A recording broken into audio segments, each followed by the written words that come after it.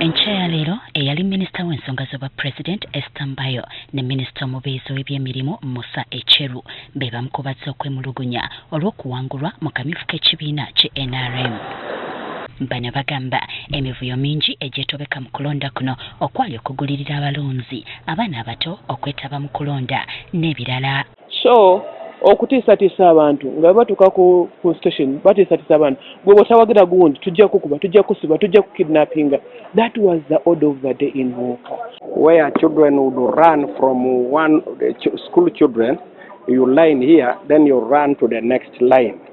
That's not a democracy one. N'abalala abazze okwemulugunya nabo bawadde ensonga zaabwe. We have six wards. The 5 wards were relatively okay, but there's one ward where they concentrated the chaos, the rigging, the disruptions. Wange abantu basatu bali kundiri, abantu bameka bonna nabo bakubibwa amayinja, emundu zavaayo buli wamu. Abamu ku baawangula nabo bayitiddwa okwewozaako kw'ebyo bibogerwako bibaakola mu kulonda kuno. W'olondera ne bakusinga obululu naye n'ogiraba n'ogenda awaddako nga n'egy'enki tolina. So omuntu ng'oyo yebale kumperekerako kunyumisa kalulu ate mbakubiriza NRM ebagamba kuwagira oyo alina flag. So baveeyo gye bali ebyekwaso babiveeko nafuna 96.7%.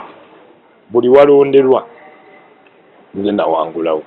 Kyokera akakiiko kaleka abamu be kalangiridde ku buwanguzi oluvannyuma lw'okuddamu okwekenneenya ebyava mu kulonda. The EC saw it fit that they would bring and complete the tally at the headquarters.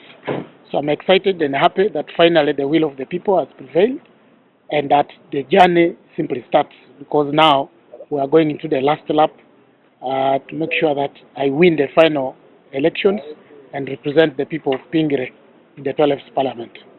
N'omubaka w'emyaka Theodore Ssekikubo naye aleese okwemulugunya kwe oluvannyuma lw'okuwangulwa munnamagye aganyuka Emmanuel Rwashande.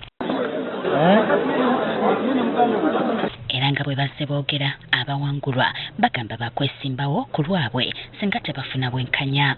So that we go to the last mile and let us be defeated at that last mile, and then we are cautious. Our conscience is very free that yes, we were defeated because the population didn't want us, but not because children lined and obwenkanya bwebugaana, then I will announce the next step. If the petition goes through, we're going back for election. If it doesn't go through, the will of the people will prevail. We shall have the flag bearer of the people. Yeah, I'll be the flag bearer of the people. I'll be on the ballot. The voters voted you for the 5 years.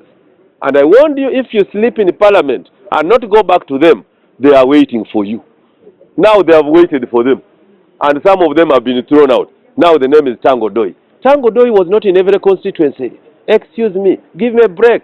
Dr. Tango Doi era alabudde bannakibiina obuteetantala ku kyankalanya kalulu k'abassentebe ba disitulikiti abagenda okulondebwa ku Lwokuna lwa Ssabbiiti eno. Now because you lost in Kamuli, you lost in Tororo, you lost in Arjumani, you lost in Buyende, or you lost in Namutumba, you are organizing demonstrations. We are saying that is not leadership. That is not nationalistic. Is NRM a part of violence? No. But some individuals within NRM are badly brought up at family level. Olunaku olw'enkya akakiiko lwe kakomekkereza okukwata okwemulugunya kwabo abaawangulwa mu kamyufu ku kifo ky'omubaka Parliament. Jocelyn Nakibule agafeeyo ku Spark TV.